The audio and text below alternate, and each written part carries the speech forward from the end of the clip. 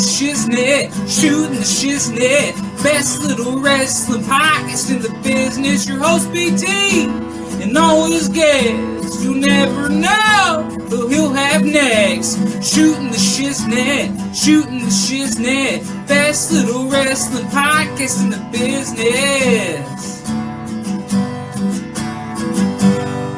Shooting the shiznit. All right. We're live from 304 Studios in Jonesboro,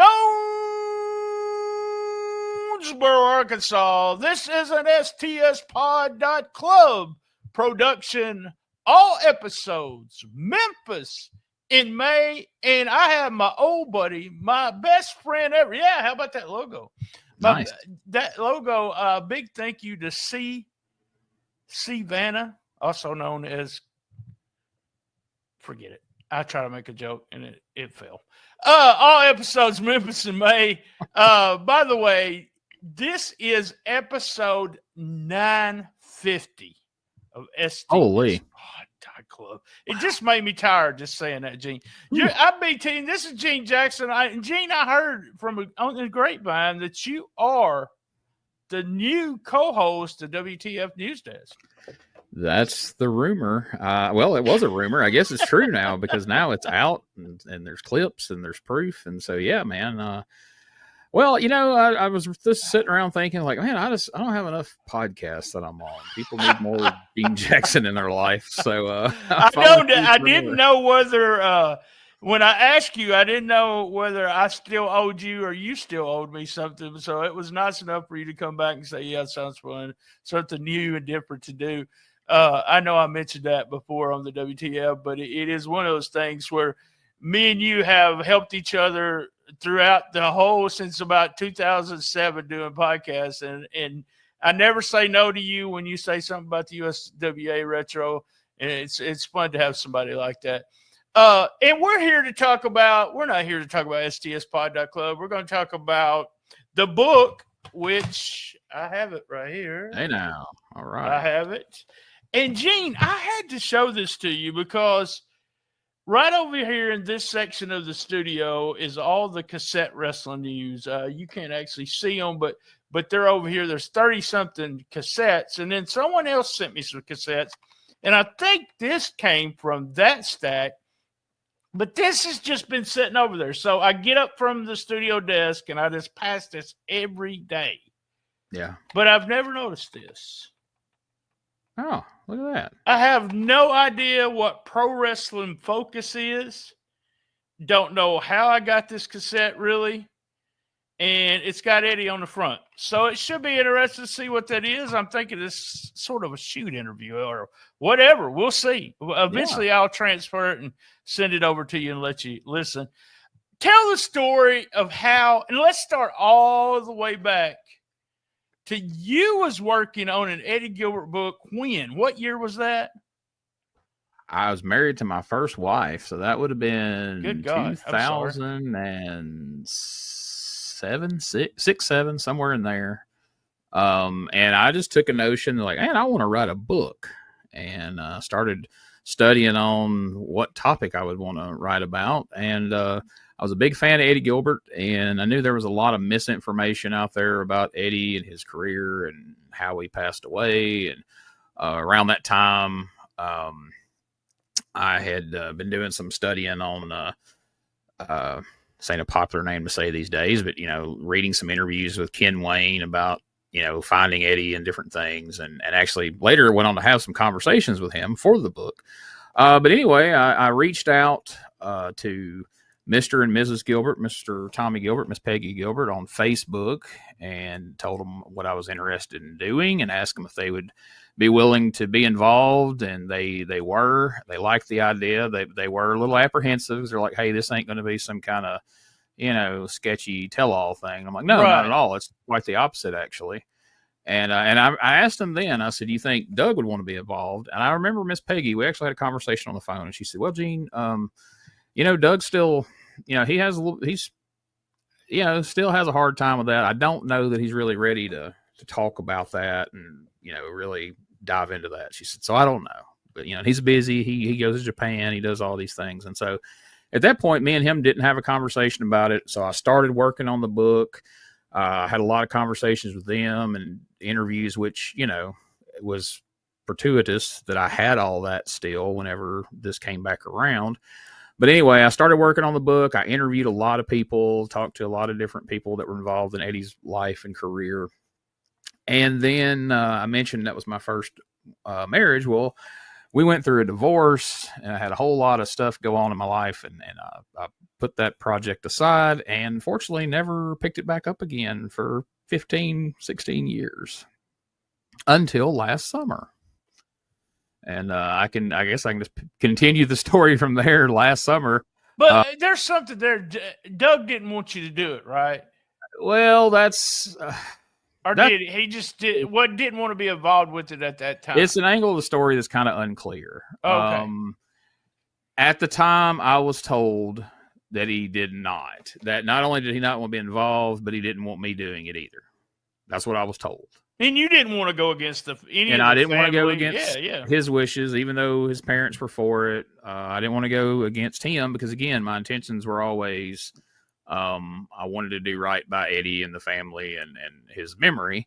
And so that was another one of the reasons I just kind of dropped it. Plus, I had a long conversation one afternoon with Dutch Mantell. I sent him an email and I was like, hey, Dutch, I'd done a couple of interviews for podcasts with him. I say, hey, Dutch, I want to do a book on the life of Eddie Gilbert. And I want to know if you'll talk to me for the book. And within 2 minutes, I get a response. Call me with his phone number. And so I called Dutch back and he goes, hey, me and you've talked a few times now. I said, yes, sir. And he said, you struck me as being a pretty smart guy. And I said, well, thank you. And he goes, well, apparently you're a fucking idiot. Why do you say that, Dutch? And he said, you can't win. He said, you can't win this. He said, if you write the truth, the Gilberts are going to hang you in town square of Lexington. And if you tell what they're going to be comfortable telling, the world's going to lash out at you. So why would you do this? And I was like, So we had a long talk, and he said, I'll talk to you about some things, but I don't want it in the book. And so we had a nice chat that afternoon. And then, like I said, somebody called me and was like, hey, Doug don't want you doing this. And I didn't question that. I didn't reach out to Doug myself. I just kind of let it lie because, like I say, I was in the middle of going through a divorce. You remember around that time, I was writing for your website at the time, and it was not a wonderful time in my life by any stretch. I went through one of them too, I joke to people about, I think everyone should be, there's two things in life that everyone should do. Number one, I think you should work in the restaurant business at least for 6 months. So you'll see what kind of hard fucking labor that is. And number two, go through a divorce. Just divorce somebody, man. Go through one of them. If you can make it through that on the other side, and me and you, we've talked about this before, both super lucky guys to get out of a divorce and find the love of our lives. So it was a good story in the end. But when you have that going on, I merged myself into the website is what I did. And I was able to, I quit the wrestling business. I was able to take my kids to wrestling. I was able to do the website. And that's what I did. So the book sits dormant. Now, I want to tell this story before you go to when you're going back. That book is somewhere on a hard drive, some of that information, right? Yeah. And then there's also, if I remember correctly, is a lot of the episodes we did together in the first that are on that hard drive. Yeah, so I put all the things related to that book and all the old episodes of the podcast that we did on an external hard drive and moved several times in the interim of that. And because it come to a point, well, what happened, I put all that stuff in a hard drive, and then I'm like, well, I got all these chapters of this book that I'm clearly never going to publish. I'm going to start, at one point I was writing for your website. You stopped doing your website. I was doing stuff for, Blaylock's website, and I started posting like parts of the book on his website. And I guess this is going to kind of force me to tell part of the story I wasn't going to tell. So I got a call one day. It was like, hey, Doug Gilbert wants you to stop posting stuff about Eddie on my website. Okay. I'm not fighting this battle. Whatever, dude. So I threw that hard drive in a closet and said, all right, whatever. I guess I can't ever do anything with this. This was a wasted year and a half of my life, but so be it. So I wasted 9 years before that on a marriage. Now I've wasted a year on a book. 10 years total. So be it. Moving on. And really didn't think much. Every once in a while, like I would do a podcast with somebody. Like I did a podcast with this guy, Flynn Hendricks, who's a wrestler up around Nashville, and he just out of the blue was like, "Hey, I remember one time you were working on a book by Eddie Gilbert." I'm like, "Yeah." He's like, "Whatever happened to that?" I'm like, "Nothing. Nothing happened with it. That's what." And anyway, I just kind of forgot about it until last summer.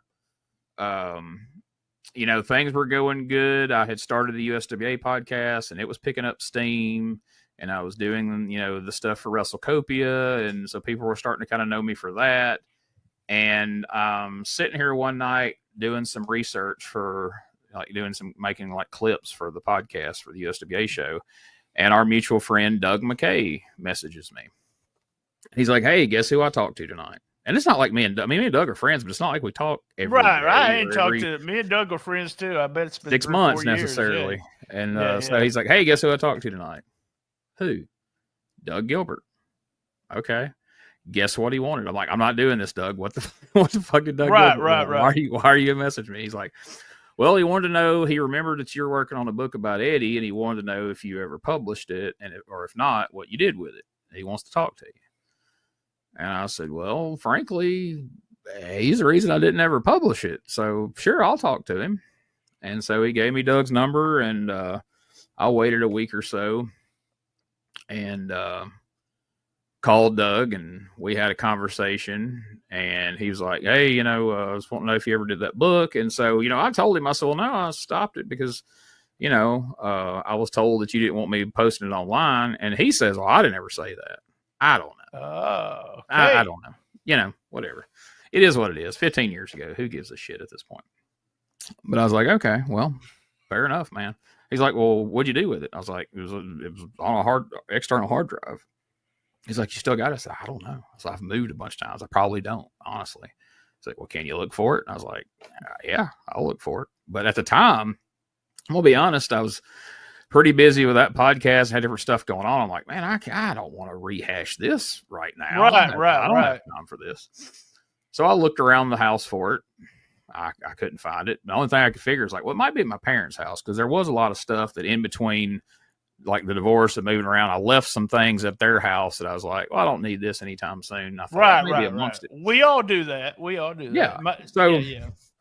Anyway, me and Doug have several more conversations in between, and he's like, "Well, man, I'm just, Eddie's not with us anymore. My dad's not around. My mom's not around. And I just really want to get these stories out there about my brother and my dad. And I want to say something as you're saying this. I want to say something. I've read some of the book, not a lot, because I just got it.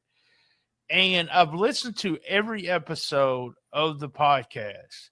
If you don't listen to Doug talking about his brother, I know people are going to say, "Well, BT, you're supposed to." There's so much love for Eddie with Doug that it's heartbreaking sometimes. You're just sitting there going, "Man, this guy idolized his brother.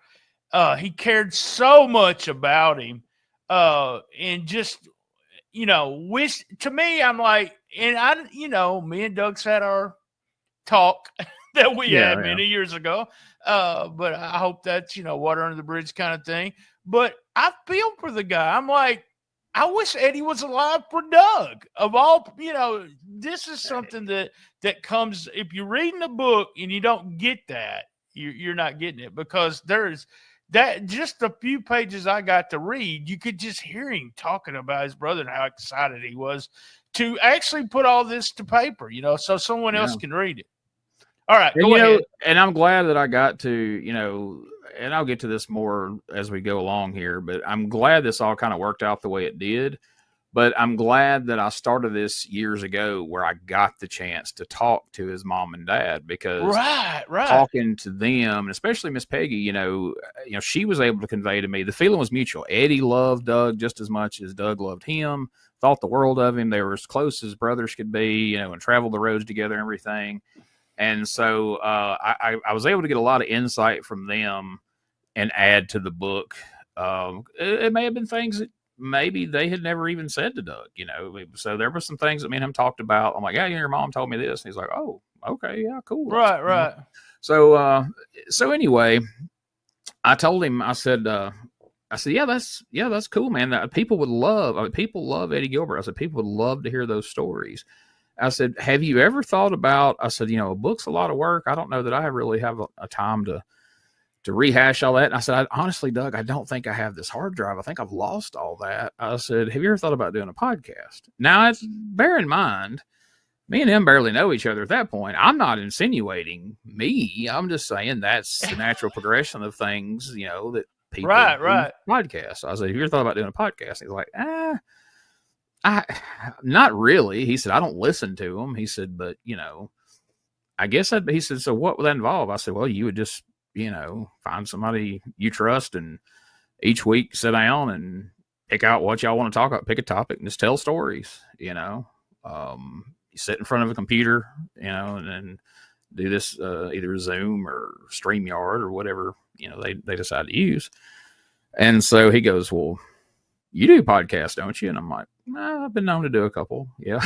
And he said, well, would you be interested? And I said, oh, yeah, I guess I could make time to do another one. And so we got to talking, and then we met up in Jonesboro at that event there, the Legends thing, and pretty much recorded some things and announced it that day. We'd already decided before that we were going to do it.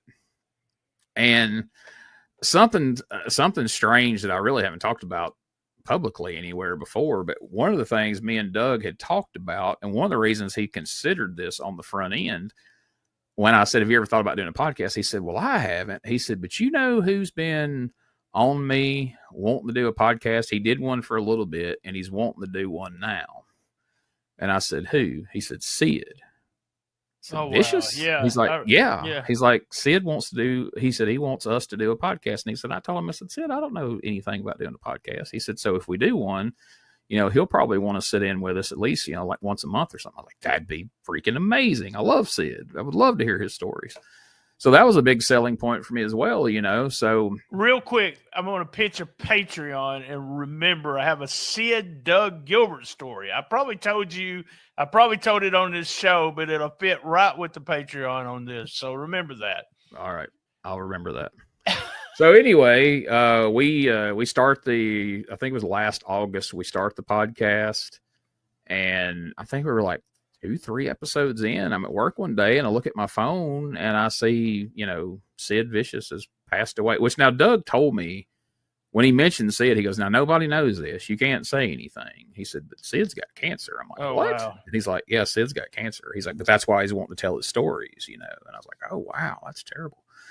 So I look at my phone and it says, Sid has passed away. So I immediately screenshot it and sent it to Doug. I was like, is this true? And he put back, unfortunately so. And I was like, oh, wow, man, that's awful. So we did a episode about him that week. And yeah, and I had, you never know what guys, the boys are close to what boys and all that stuff. Yeah. But you could tell Doug was real close to Sid, and really good episode. And I'm gonna throw something out there, because I think the podcast is so interesting, and I'll be honest with you, I started listening because of you, and not because of Doug, because I was never a fan of Doug's per se, because we'd had an altercation, and just never there was a perception of Doug from that he only got the places he got was because Eddie brought him in, kind of thing. And so I never looked at his work until you started working with him. I started watching his matches, And knowing that he went to Japan, he was the booker. Eddie wasn't over there during that time. No. And just listening to him talk about the business and knew what was the business was.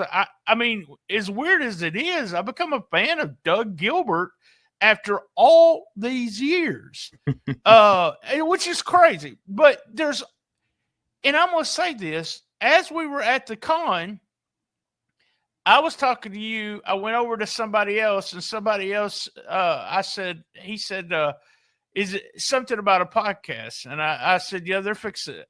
Just wait till Gene announces who he's going to do one with. He said, hey, if he does it with Doug, blah, blah, blah.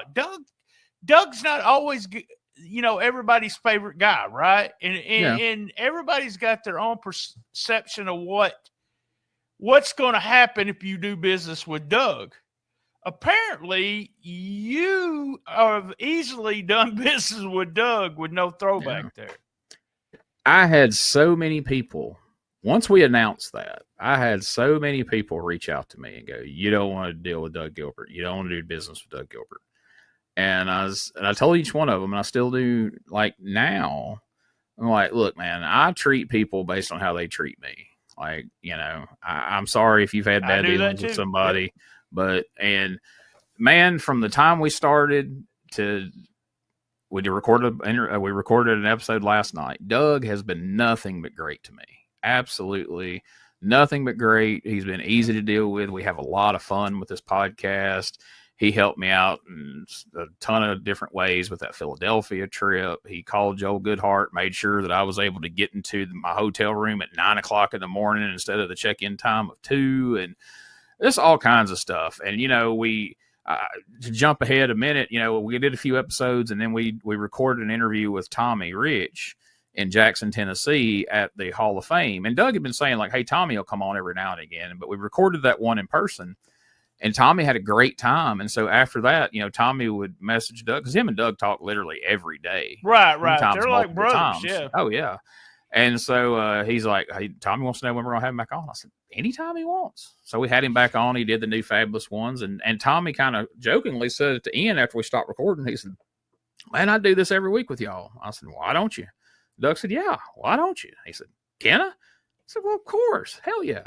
He's like, all right. So, it became dangerous conversations with Doug and Tommy. And I had people message me like, hey, man, those guys aren't going to keep going. They're not going to do this. They're not going to do this. They're not dependable.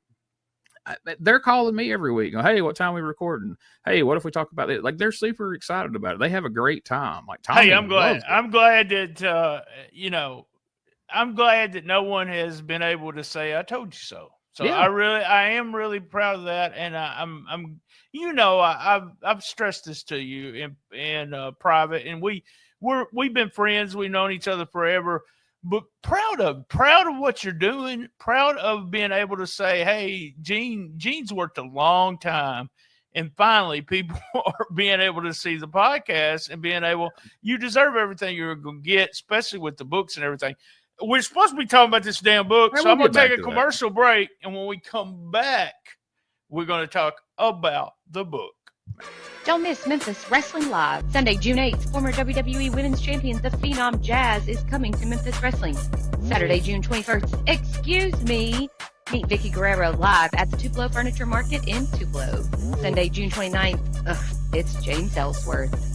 Saturday, July 12th, Memphis Wrestling returns to Little Rock with former WWE United States Champion Kalisto, along with the Arkansas Travelers for Lucha Wrestling Night. July 17th and 18th, Memphis Wrestling Kids Camp returns. Registration is now open. All tickets are on sale now. Get yours right now at memphiswrestling.tv. Absolutely.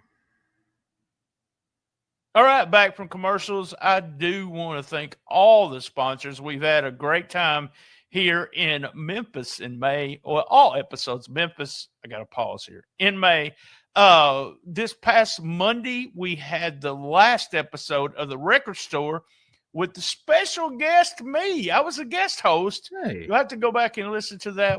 You'll see them on the screen here. Moon Main, I reviewed that. And then we got a special guest coming later on this week. I'm not going to spoil that. Probably early Friday morning. So it's got something to do with Memphis. Gene, let's talk about do what now? Look at you not spoiling. No, can you believe it? If you follow us on the USWA podcast, you know that's what I like to do. Killing your gimmick, man. Let me tell you.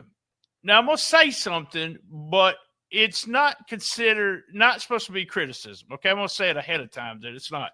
This book reminds me of those books that you used to get that say somebody did an unauthorized book on a famous person. Okay. Yeah. But this is more inside. Don't get me wrong on that. But Doug stresses in the book, and I know you helped him write it, but he stresses in the book, it's not a lot of negativity in this book. He wants to talk about Eddie and his love for Eddie and all the good things that Eddie did. And he's done that with you on the podcast too. He don't want no negativity on the podcast. Every once in a while he'll start shooting on somebody. But did that all surprise you that the Doug Gilbert that we supposedly knew didn't want to shoot and didn't want to be the bad guy on everything? Yeah, pleasantly, because he was very upfront about that when we started talking about, doing a podcast. He's like, now I'm not, he said, I know there's certain people that their whole podcast exists so they could just get on there and shit on people every single week. He said, I don't have any interest in that. He said, I want to talk about what's good with the business. He said, I want to talk about fond memories, happy memories, things that people want to remember. He said, I don't want to talk about all the bad stuff. And I was like, hey man, right on. I'm good with that. And so when we got this offer to do the book, it's a long story and it's not even worth going into as far as like how the offer came around, but he called me and, it's like first week of January. And, he said, hey, I know we kicked around the idea of doing a book. He said, but I've got an offer now, a legitimate offer. He said, I can send you over a contract. He said, where somebody wants to do a book. And he said, I mean, published in, like through all that. He said, it's not self-published. Right. That. I'm like, okay. And, he said, but, he said, they're wanting to do it about like my whole family. And he said, but, I was thinking, what if we just did the book we wanted to do? I wanted to do a book. You wanted to do a book. We never did it. He said, what if we, tag team this thing and do a book about Eddie? And I said, yeah, absolutely. He said, okay. He said, well, they want it done by the end of April. I said, Doug, it's January, right? He's like, yeah. I said, you think we could write a damn book by, the end of April? And he's like, I don't know, man. He said, we might need to put put the podcast on hiatus and, but you think we can do it? I was like, well, he said, that's when the Vice thing's coming out. That's when that's why they want to try to get it out around the same time. And I was like, yeah, that makes a lot of sense. Right. Like, all right.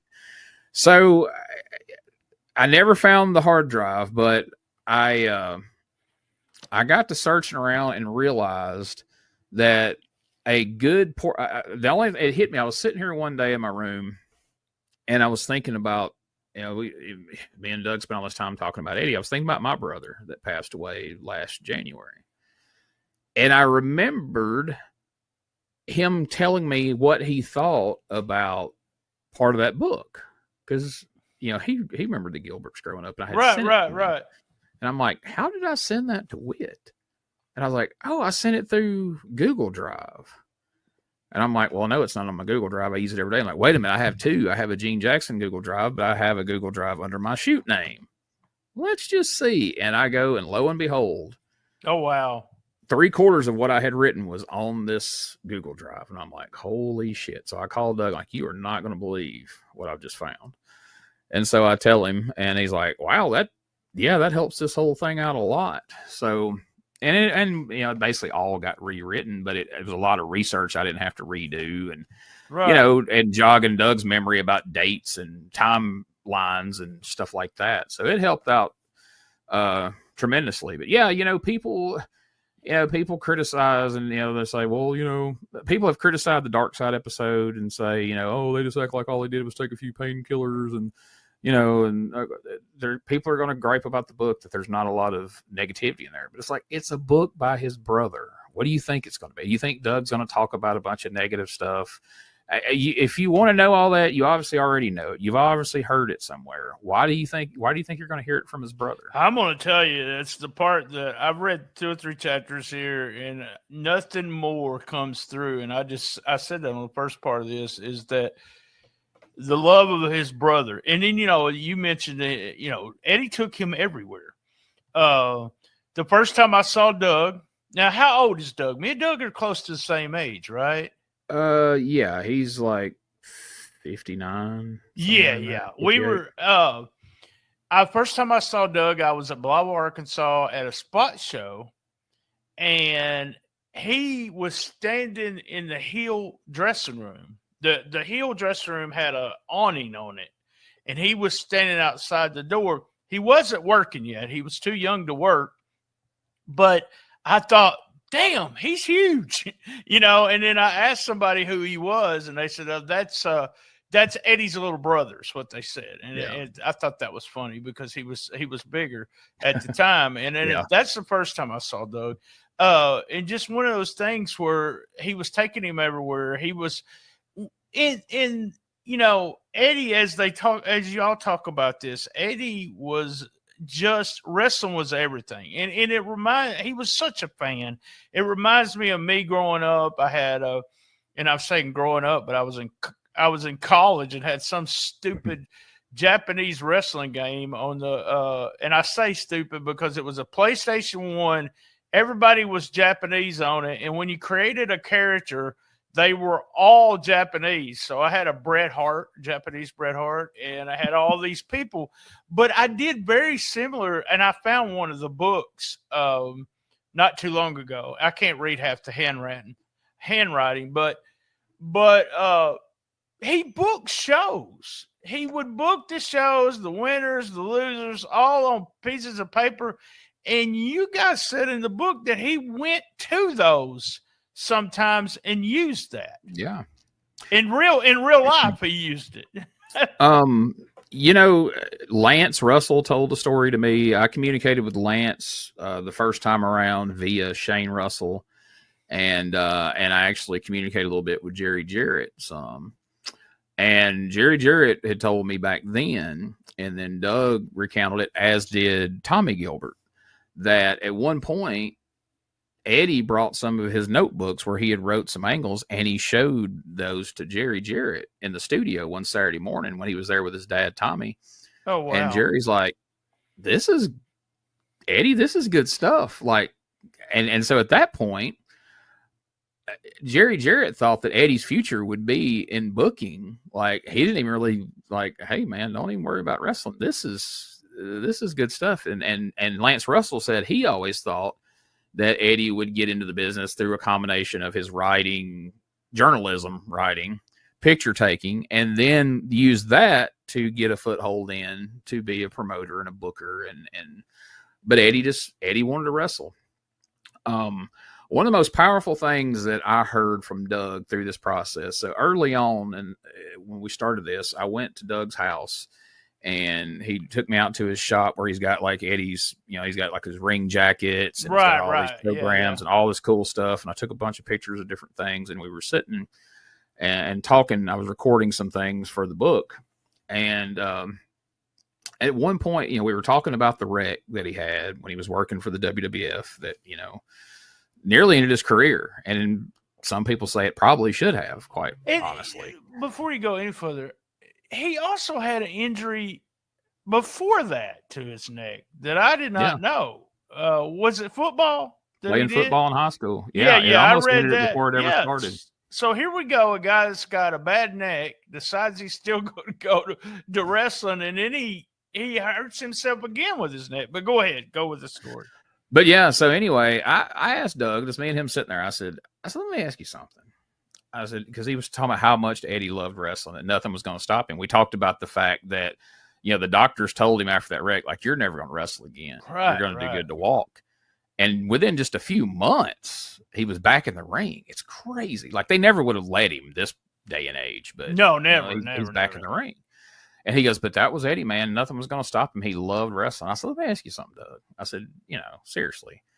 I said, do you think if a doctor would have sat across from him, looked him in the face, and told him, Eddie, if you wrestle, this is the expiration date on your life. You are not going to live past 1995, or you can book, you can do the business side of things, but never get back in the ring. And who's to say how long you're going to live? I said, do you think he would have wrestled? And Doug, without much hesitation, he goes, oh yeah, he would have wrestled. He said he would have wrestled. He loved it that much that he said, now granted, he didn't like the thought of, he knows how much it would hurt all of us to lose him and everything. He said, but he loved it that much. He said, yeah, he would have wrestled. And I was like, wow, that's a powerful statement about, how he felt about the business and then the actual getting in the ring and wrestling part. Because, different times, different people tried to steer him away. Bill Watts tried to make him a manager, and, he loved the booking. He definitely wanted to do the booking, and he made decisions work-wise and life-wise based on booking, but he always wanted to be in the ring too. That was always a big thing for him. So, but we talked about that day, like, hey, what do we want to do with this book? And we wanted to write a book that Eddie would be proud of, that his family would be proud of, and that, years from now, if somebody wanted to learn about, like, hey, they heard this name, Hot Stuff Eddie Gilbert. Well, I want to learn about what he was about in the ring and as a person, something that would represent him well, not a bunch of scandalous, all this and that. It was just, I want to know about what kind of person he was and what kind of wrestler he was and what was important to him. And I'd like to think we did that. We're both very, very proud of the book, and I'm proud of the format. That's the weirdest thing. But that Burt Prentice book, and we know who did that, but those books I could barely read them because, that has nothing to do with anything but my eyesight. So, no offense to the author of that book, who I can't remember his name right now. By the way, have I told you my name? My name is in that book, by the way. It is in the Burt Prentice book. I love the format. I can read the book. I love the pictures. I was shocked that we have colored pictures. Here's my promo for the book. Go out and buy your book right now. But the colored pictures, and they're all really, really good. The pictures are. And one of the things that there's 3 or 4 things that I loved about Eddie Gilbert, angle wise, that I repeated in my head over and over, and I wanted to do a version of each one of them sometimes. But one of the first ones was one of his first major angle with him and his dad against Buddy and Ken. And Ken and him stayed friends forever because of that. I loved that angle. I didn't expect it was happening. I didn't know it was happening. Tommy and Eddie, the new Fabs. I love that whole angle where he turns and he apologizes. Yeah. So it's actually a repeat of what he had done. But I just loved it. Another one is the angle with Bill Watts when he draped the flag over Bill Watts. And I wanted to do that different in Mid-South, as I've discussed that before, and we're not going to talk about that, but it's a bad angle. Me and Neil Taylor did a version of that with Southern But y'all Pride. did a version of it too. Yes. It would have worked. It really worked too, because they hated y'all like crazy. But I love that angle. But one of the things that was, it shocked me when it happened, and I know most people are going to think, well, it's, him and WCW, blah, blah, blah. It was his matches with Tiger Mask. Yes. I mean, he was a kid. He was a local boy. If you think about it, one of the few local guys from Memphis, first local guys that ended up going to WWE without a big name, without anything. And he got to step in the ring with Tiger Mask. And y'all talked about this on the podcast, and I'm assuming it is in the book too, about how Eddie, and you can tell Doug when he's talking about, Eddie was a huge fan of Tiger Mask, and he was just shocked that he was actually being able to work this guy. Oh yeah, it meant a lot to him that to get to work Tiger Mask, and that's the thing. Had it not been for the wreck, Eddie's style probably would have went a whole different direction. And while Eddie was an innovator with promos and angles and things that he did moving forward, I think Eddie would have been more of an innovator in the ring of like the cruiserweight style and, you know, that sort of thing. But he had to alter his ring style based on the injuries and, you know, turn into more of a Memphis style brawler, which, you know, suited him fine the rest of his career. But yeah, I think he was on the path for having a very, very different style and probably a whole different career if it not had been for that wreck, because he really loved guys like, you know, Tiger Mask and Dynamite Kid and that style of wrestling, and he was obviously good at it. I was just I was a shock as a fan, and then as I listened to Doug and him talk about Eddie and everything, and I don't know the answer to this question, but I feel like Tiger Mask was maybe one of those last guys that the guys in the business were marks for. I'm not saying that for a bad thing, but I think they saw his greatness and how fast he was, the things he did that no one else could do, still can't do. You throw in the Ospreys, throw in whoever you want. Go back and watch Tiger Mask. Oh my God, the speed is unbelievable. He was proof that wrestling could be something else than what it had been, but still makes sense. Like Tiger Mask, his matches were death-defying, but they were still within the context of a contest, and you know it ain't way out here in left field where things would go later on. It still was a lot of believability to Tiger Mask and the things that he did. Yeah, I'm still a huge fan. I can go back and watch those matches at any time. Oh, they hold up. Yeah. Started his career in a little town in Missouri, and I had to mention this, Malden, Missouri, which is it's about an hour from my hometown of Steele, and I booked for 6 months in that town for a guy. But what's this guy's name? Henry? What was his name? What was the guy's name? I can't remember the guy's, but everybody knew his name in Malden. I had no idea who the guy was. I worked some shows first for a guy named, I think his name was Lee Cook, and then worked for another guy where I was the booker. And every time I hear about Malden, Missouri, and people working in Malden, Missouri, I think, well, I was the booker there. But one of the first shows I worked in Malden had Ken there. And Ken was helping booking the shows there. And I'm thinking to myself, these guys never left Malden. They never left Malden. They were still in Malden. And I don't know if you touched this. They touched this on the Dark Side of the Ring. And I wanted to just ask you this because you spent a lot of time with Doug and you really studied Eddie. But do you think, and I know the answer, but what is your thoughts on Eddie working the sheets and stuff? And he was doing all this stuff and getting way before anyone else. They didn't. Okay, so let me bring you to when I was a sheet guy, 86, 87. It was a kayfabe sheet. There was not that many out there. There was maybe 1,200 at the most of people that was reading that. At one time, it was just 800 and something. I remember going up to 2,200 during the before it went, to the internet and all that. This was something that no one talked about. They didn't talk to the sheets. And a lot of the guys used the sheets to see what was going on in all the other territories. Mm-hmm. So Eddie would talk to Dave Meltzer, Wade Keller, and say, this is what's going on here. We're drawing all this. Do you think he was working them to put everybody that was reading it in the business to put him on their radar?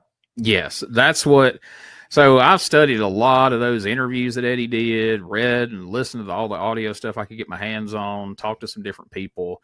And Doug agrees with me, but he doesn't read into it as much as I do. But I 100% believe, because at that time, like you say, most of the guys had it drilled in their head. You don't talk to the sheets. You don't talk to the sheets. You don't even subscribe. And if you subscribe, you don't tell nobody. And fans don't read that shit anyway. It's a small portion. And it was very small. But where Eddie was a genius was Eddie realized, like you said, who does read the sheets? The other workers, the other bookers, the other promoters. He used those to leverage himself into booking jobs and to create a buzz about what he's doing. Because in like Continental, Ron Fuller went out of his way to not talk to the sheets, not even talk to the magazines guy. He barely would get coverage from Apter and them because he didn't want, from everything I've learned, he didn't want coverage of his territory because other promoters would see guys that were getting over, guys that were drawing, and then they would come in and try. They want to get them, yeah. If they were making a bunch of money, also, this is the wrestling business. If I start a promotion in Jonesboro, Arkansas tomorrow, I said, "Hey, we're going to do this," and we start drawing huge crowds. Guess what happens? There's a bunch of people trying to promote in Jonesboro, Arkansas, and Fullers were really smart about that. I thought Eddie was so smart about this. We talked to Bob Barnett early on. I think it's episode 36. I'm gonna put it in the link for the description of these of this episode, along with the link to you could buy the book also. But I also ended up with 2 cassette wrestling news with Eddie talking to Jeff Osborne, and those things that they were talking about. I mean, it was the first. Steve Austin calls cassette wrestling news the first ever podcast. Essentially, it was, yeah. And he was talking smart. I have one with Danny Davis. Danny's talking smart, which is really weird at that time period. But Eddie knew better than anyone else how to get himself over with a different. It was really after this stuff with Dark Side of the Ring, I started looking at other things that he was doing, and like you said, kind of studying.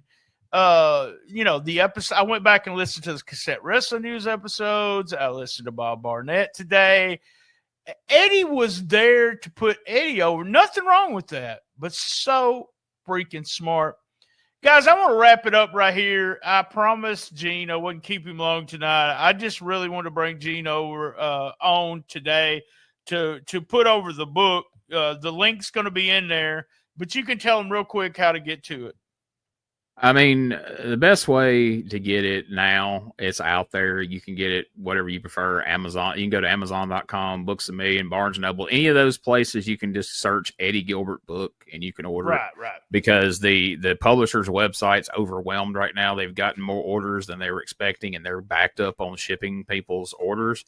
And so I've got friends that pre-ordered that haven't gotten their books, and people that ordered from Amazon like last week that have their books in hand. And so I would recommend Amazon Books a Million. But yeah, if you're a fan of Eddie, if you're a fan of Doug, check out the book, and also go on YouTube and watch Bob Barnett's shoot interview with Eddie Gilbert. It's the first ever shoot interview.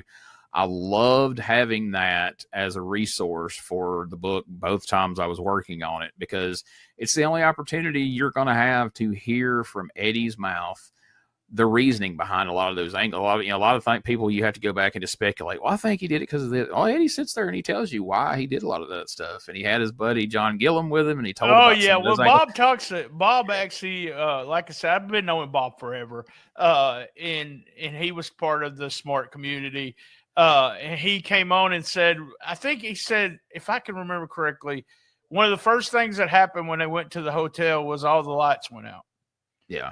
And so that's one part of it's kind of grainy and dark, and that's the reason why. But he mentions Gillum. He mentions that he didn't know Eddie. He just sat down with him to film it and talk to Eddie about various things, and he didn't know him. Go out of your way to watch. And then, one of the funniest stories you'll ever hear is listen to that interview of Eddie telling the story of John Gillum as Mr. Dothan, an angle they did in Dothan, Alabama. It's absolutely hilarious. I just mentioned that to say, Doug announced on this week's Dangerous Conversations that we'll be dropping tonight at midnight as we record this. It'll be out by the time you see this. John Gillum recently passed away. So, man, I hate to hear that. Yeah, I hate to hear that. So, huge fan of it. He was fun. We're going to tell one quick story because I got to get Gene out of here on Patreon. Everybody, same bat time, same bat channel. Thanks for joining us for Memphis in May. All episodes Memphis in May. Best of Wrestling Podcast in the business. Be there. And as everyone knows, Gene's been knowing this for years. I love